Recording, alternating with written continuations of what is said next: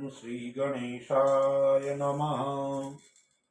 ओम बृहस्पतये नमः। दर्शक मित्रों, जय श्री राम। देवगुरु बृहस्पति का वक्री काल। देवगुरु बृहस्पति कौन सी राशि में वक्री हो रहे हैं, कब हो रहे हैं, कितने समय तक वक्री रहेंगे। देवगुरु बृहस्पति का नवग्रहों के अंदर विशेष महत्व है। देवगुरु बृहस्पति जहां बैठता है वह हानि करता है, जहां देखता है वह वृद्धि करता है।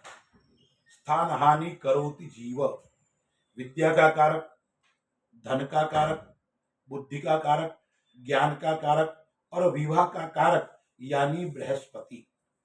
ये देवगुरु बृहस्पति 5 दिसंबर से लेकर 11 मार्च तक मिथुन राशि के अंदर, जो वायु तत्व की राशि है और मिथुन राशि का स्वामी है वो बुध है, यानी बुद्धि और भावनात्मक का टकराव यह करवाता है। यह वक्री काल के अंदर तो मिथुन राशि के अंदर देवगुरु बृहस्पति 5 दिसंबर से 11 मार्च तक वक्री हो रहा है। तो अब विचार करते हैं धनु राशि के ऊपर। धनु राशि वाले जो जातक है, धनु राशि का स्वामी है वो गुरु है। धनु राशि जातकों के लिए लग्न एवं चौथे घर का स्वामी 7वें घर के अंदर गोचर कर रहा है। दृष्टि कौन से स्थान के ऊपर है? तो 11वें घर के ऊपर, लग्न के ऊपर और तीसरे स्थान के ऊपर गुरु की दृष्टि पड़ रही है। तो धनु राशि वालों के लिए कैसा रहेगा? संबंध महत्वपूर्ण रहेंगे आपके लिए। हो सकता है संबंधों में कड़वाहट आपको देखने को मिले और उसके कारण आप मानसिक तनावग्रस्त रहेंगे और परेशान भी रहेंगे। और उसमें भी जीवन साथी के साथ में, पार्टनर के साथ में संबंधों में कड़वाहट आ सकती है और उसके कारण आपके घर के अंदर कलह का वातावरण आपको इस वक्री काल के अंदर दिखने को मिलेगा। कई दृष्टि से यह वक्री काल आपको अच्छा रहेगा, सफलता देने वाला रहेगा, लेकिन वो सफलता कहीं कहीं आपके अहंकार के कारण आपको पीछे धकेल न दे, उस बात का आपको ध्यान रखना पड़ेगा। इसलिए इस गोचर काल के अंदर, वक्री काल के अंदर अहंकार का त्याग करना पड़ेगा, वाणी का त्याग करना पड़ेगा, वाणी का संयम रखना पड़ेगा, यानी कुवाणी का त्याग करने पड़ेगा। यदि आप राजनीतिक क्षेत्र के अंदर काम करते हो, सामाजिक क्षेत्र के अंदर काम करते हो, तो आपकी समाज के अंदर मान बढ़ेगा, प्रतिष्ठा बढ़ेगी और सम्मान की प्राप्ति भी होगी। और राजनीति के अंदर धनु राशि वाले जातकों को कोई न कोई पद और प्रतिष्ठा की प्राप्ति होने वाली है, कोई पद मिल सकता है। धनु राशि एवं धनु लग्न वाले लोगों के लिए पुराना संबंध पुनः आपको मिल सकते हैं, यानी काफी समय से आप किसी व्यक्ति से मिले नहीं है, पहले अच्छी मित्रता थी, यानी पुरानी वस्तु को पुनः प्राप्त होने का योग भी इस गोचर काल के अंदर आपको देखने को मिलेगी। साथ में पुरानी बीमारी, यदि आपकी कोई पुरानी बीमारी थी वो आपको अब असर नहीं कर रही थी, कोई समस्या नहीं दे रही थी, तो हो सकता है वो पुनः पुरानी बीमारी भी आपको जागृत हो सकती है और परेशानी का सामना आपको करना पड़ सकता है। विवाह आदि का योग इस वक्री काल के अंदर बन रहा है। यदि आपके संतान का विवाह नहीं हो रहा है या संतान की संबंध नहीं हो रहा है, आपके स्वयं का संबंध नहीं हो रहा है, तो इस वक्री काल के अंदर संबंध बनने का योग भी आ रहा है। अब लग्न के ऊपर दृष्टि है तो आपका आत्मविश्वास अच्छा रहेगा, आप कॉन्फिडेंस से परिपूर्ण रहेंगे। इस वक्री काल के अंदर आप होशियार और चालाक रहेंगे, लेकिन ज्यादा होशियारी और ज्यादा चालाकी कभी कभी आपके लिए परेशानी उत्पन्न कर सकती है। इसलिए अत्यधिक उतावलापन इस गोचर काल के अंदर आपको नहीं दिखाना है। 11वें घर के ऊपर दृष्टि है तो आकस्मिक धन की प्राप्ति का योग भी आपको इस वक्री काल के अंदर बन रहा है। पराक्रम आपका अच्छा रहेगा, आपकी मेहनत से आपका मान सम्मान बढ़ेगा। छोटे भाई बहन है, मित्र है, उनसे आपका लगाव रहेगा, उनसे अच्छा लाभ का योग भी रहेगा। लेकिन एक बात का आपको ध्यान रखना है, हस्ताक्षर और गवाही कोर्ट कचहरी आदि के अंदर आपको नहीं देनी है। अब आपको उपाय क्या करना है? धनु राशि वालों के लिए, धनु राशि वाले जातकों के लिए भगवान विष्णु की, भगवान कृष्ण की निरंतर प्रतिदिन पूजा करनी है और भगवान विष्णु का या ओम ब्रीम बृहस्पतये नमः उस मंत्र का आपको जाप करना है। केली या केले का पेड़ हो उसके अंदर आपको जल चढ़ाना है। गुरुवार के दिन उसके अंदर दीपक करना है और पीली गौ माता मिले तो उसको गुड़ और चने का दान करना है, उनको खिलाना है और गौ माता की सेवा करनी है। मकर राशि, मकर राशि का स्वामी है वो शनि है। मकर राशि एवं मकर लग्न वालों के लिए यह गुरु का जो वक्रीकाल है 5 दिसंबर से लेके 11 मार्च तक यह क्या सफलता देने वाला है, क्या नुकसान करने वाला है, आइए हम थोड़ा विचार करते हैं। मकर राशि वालों के लिए तीसरे और 12वें घर का स्वामी 7वें 6ठे घर के अंदर गोचर कर रहा है। अब 6ठे घर के अंदर गोचर कर रहा है, 10वें घर के ऊपर, 12वें घर के ऊपर और दूसरे घर के ऊपर गुरु की दृष्टि है।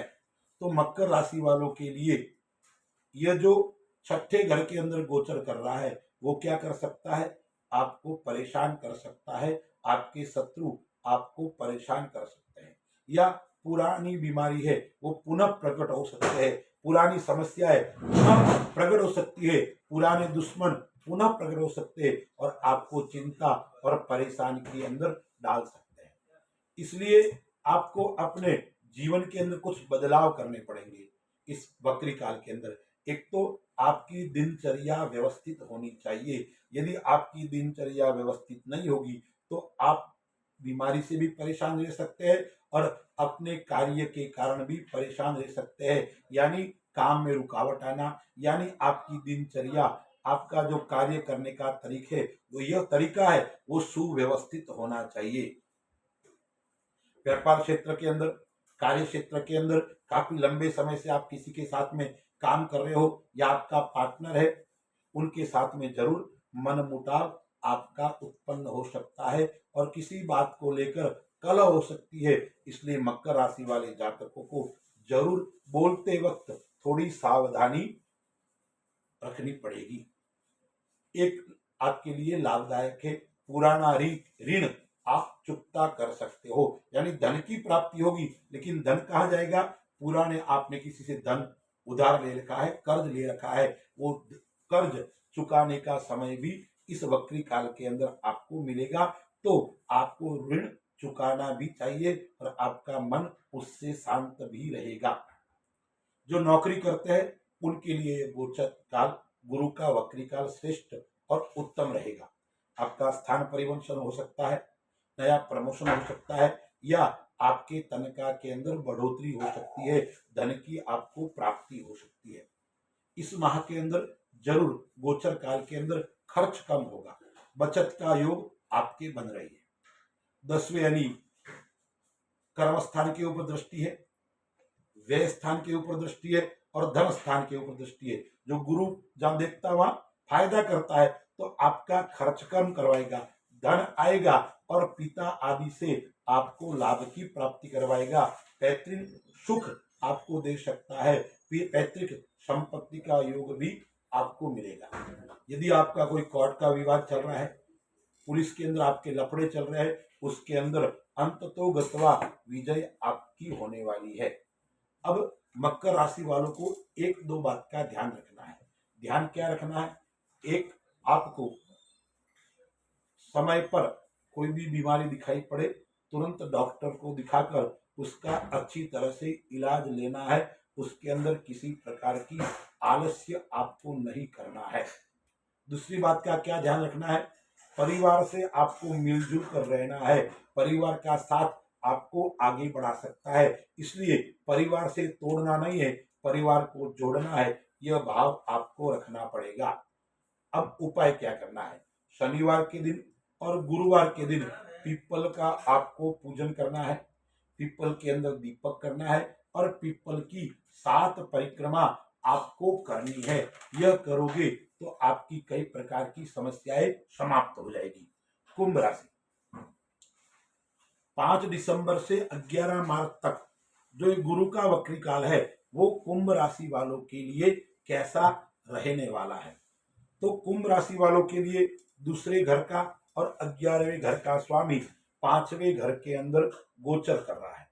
गुरु की 3 दृष्टि है, 9वें घर के ऊपर, 11वें घर के ऊपर और लग्न के ऊपर गुरु की दृष्टि है। तो कुंभ राशि वालों के लिए यह वक्री काल क्या क्या लाभ देने वाला रहेगा। तो विद्यार्थियों के लिए श्रेष्ठ और उत्तम फल देने वाला यह गोचर काल रहेगा। रचनात्मक क्षेत्र के अंदर आपको सफलता देने वाला रहेगा। यानी कुंभ राशि वाले लोग नए नए कार्य करने की उनके मन में उत्कंठा रहेगी। नए कार्य करने के लिए वो तत्पर रहेंगे, प्रयास करेंगे और उन रचनात्मक कार्यों के अंदर आपको सफलता की प्राप्ति होने वाली है। बुद्धि आपकी सही रहेगी। आपका सोचने का, आपका किसी को सलाह देने का जो आपका अभ्यास है या आप देते हो उसके अंदर आपको जरूर अच्छा रहेगा और आपकी वाहवाह होगी और लोग आपकी सलाह मानेंगे और आपकी दी हुई सलाह लोगों के लिए लाभदायक भी रहेगी। विद्यार्थियों को ये श्रेष्ठ है, उत्तम है, लेकिन लक्ष्य के प्रति अडिग रहना पड़ेगा, सचेत रहना पड़ेगा। बिल्कुल लापरवाही आपको नहीं करनी है। यदि आपकी संतान आपके कहे अनुसार नहीं चलती थी तो यह वक्री काल के अंदर संतान पक्ष से चिंता से आप मुक्त हो जाएंगे। संतान से आपको लाभ की प्राप्ति होने वाली है। यदि आप शेयर मार्केट के अंदर निवेश करते हो तो भी आपके लिए अच्छा है, लेकिन जरूर समझ कर करें, जरूर ध्यान रखना पड़ेगा। पुराना प्रेम, यदि आप किसी से आपका प्रेम था वह समाप्त हो गया है तो हो सके वो पुराना प्रेम वापस आपको मिल सकता है। आपको पुरानी यादें ताजा हो सकती है और भाग्य आपका साथ देगा। भाग्य के अंदर यदि समस्याएं आ रही थी, रुकावटें आ रही थी तो वो अच्छा रहेगा, यानी समाप्त हो जाएगी रुकावटें। धन के अंदर अभिवृद्धि होगी, धन आपका निरंतर बढ़ेगा, रुका हुआ धन आपको प्राप्त होने वाला है। 9वें घर के ऊपर उसकी दृष्टि है, 11वें घर के ऊपर है। 9वां घर भाग्य का है तो भाग्य ठीक रहेगा। 11वां घर आय का है, आय भी आपकी ठीक रहेगी। और मैंने कहा आपकी बुद्धि से लोग आगे बढ़ेंगे, आपके ज्ञान से लोग आगे बढ़ेंगे। आप टीचर हो, आप वकील हो, ऐसे क्षेत्र में काम करते हो, आप बड़े कोई इंस्टीट्यूट आदि चलाते हो तो उसके अंदर आपके लिए भी अच्छा रहेगा और आपके जो स्टूडेंट है उनके लिए भी श्रेष्ठ और उत्तम रहने वाला है। अब उपाय क्या करना है? अनाथ बालकों की सेवा करनी है। दूसरा है वो विद्यार्थियों को भोजन करना चाहिए और भोजन के पश्चात शिक्षण संबंधी सामग्री उनको भेंट देनी चाहिए। यानी कॉपी है, पेन है, रबर है, पेंसिल है, यानी अध्ययन के अंदर जो काम आने वाली है ऐसे गरीब विद्यार्थियों को सामग्री उपलब्ध करवानी चाहिए। उससे आपके लिए उत्तम और श्रेष्ठ रहेगा। मीन राशि, मीन राशि का स्वामी ही गुरु है और गुरु के वक्री के काल के ऊपर हम विचार कर रहे हैं। 5 दिसंबर से 11 मार्च तक देव गुरु बृहस्पति मिथुन राशि के अंदर वक्री अवस्था में रहेंगे। यह मीन राशि वालों के लिए कैसा रहेगा? तो लग्न का स्वामी और 10वें घर का स्वामी चौथे घर के अंदर गोचर कर रहा है। 8वीं घर के ऊपर, 10वें घर के ऊपर और 12वें घर के ऊपर दृष्टि पड़ने वाली है गुरु की। तो देवगुरु बृहस्पति अपने राशि के लिए कैसा गोचर करेगा, कैसा वक्री समय रहेगा? तो अपन विचार करते हैं मीन राशि के ऊपर स्वास्थ्य जरूर थोड़ा नरम गरम रहेगा। स्वास्थ्य को लेकर आप जरूर चिंतित रहेंगे और आपको अपने परिवार का ध्यान रखना पड़ेगा। परिवार के ऊपर ध्यान केंद्रित करना पड़ेगा, अन्यथा परिवार के अंदर कोई समस्या उत्पन्न हो सकती है और फिर आप पछताओगे। इसलिए मीन राशि वालों को अपने परिवार के साथ में समय व्यतीत करना, अपने परिवार वालों को समय देना और उनके साथ में घूमना फिरना, उस बात का विशेष ध्यान रखना पड़ेगा। कार्य क्षेत्र में बदलाव आ सकता है। आप काफी लंबी समय से जो काम कर रहे थे वो काम आपका बदल सकता है। यानी बदलाव या नया काम, आप 2-4 एजेंसियां काम करते हो, नई एजेंसी आपको मिल सकती है। आप 2-3 कंपनियों का काम करते हो, नई कंपनी आपको प्राप्त हो सकती है। यानी कार्य क्षेत्र के अंदर बदलाव जरूर महसूस आप करोगे और वो बदलाव आपके लिए श्रेष्ठ और उत्तम रहने वाला है। अब 12वें घर के ऊपर दृष्टि है तो विदेश यात्रा का योग भी बन रहा है, या विदेश संबंधी आप काम करते हो तो आपके लिए श्रेष्ठ और अच्छा रहने वाला है, सफलता की प्राप्ति होने वाला है। चौथे घर के अंदर गोचर कर रहा है तो जरूर नए घर का योग भी बन रहा है, रिनोवेशन का योग भी बन रहा है। आप जिस स्थान पे रहते हो उस स्थान की अभिवृद्धि, उसकी उन्नति होने वाली है। यानी घर है, फैक्ट्री है, उसका नया निर्माण है, नया रिनोवेशन है, उस प्रकार का काम तो होगा, लेकिन उसके अंदर विलंब आपको दिखाई पड़ेगा। यानी रुक रुक के काम होगा। आप मकान लेना चाहते हो, आपने साइट दे भी दी है, मकान का सौदा तय भी कर लिया है, लेकिन कोई न कोई समस्या आएगी रजिस्ट्री होने में, पैसे देने में। उस प्रकार का योग अंततोगत्वा आपको भूमिका योग इस वक्री काल के अंदर हो जाएगा। रिनोवेशन, उसके अंदर भी विलंब होगा, यानी कार्य के अंदर विलंब का योग भी रह रहा है, बन रहा है। भावनात्मक संबंध अच्छे रहेंगे, परिवार के साथ में, पिता के साथ में, माता के साथ में, पुत्र के साथ में भावनात्मक संबंध और पारिवारिक संबंध के अंदर प्रगाढ़ता आएगी। और 8वें घर के ऊपर दृष्टि है तो आपको आकस्मिक धन की प्राप्ति हो सकती है, लेकिन ससुराल से मनमुटाव उत्पन्न हो सकते हैं। ससुराल के साथ में आपका कलह बढ़ सकता है। अब उपाय क्या करना चाहिए मीन राशि वालों को? प्रतिदिन इस वक्री काल के अंदर 5 दिसंबर से लेके 11 मार्च तक आपको केसर का तिलक करके घर से बाहर निकलना चाहिए। फिर विष्णु भगवान का आपको पूजन करना चाहिए। विष्णु भगवान को तुलसी दल से अर्चन करना चाहिए और गुरुवार के दिन विष्णु भगवान को पीला पुष्प और पीला प्रसाद चढ़ाना चाहिए। अस्तु। जय श्री राम।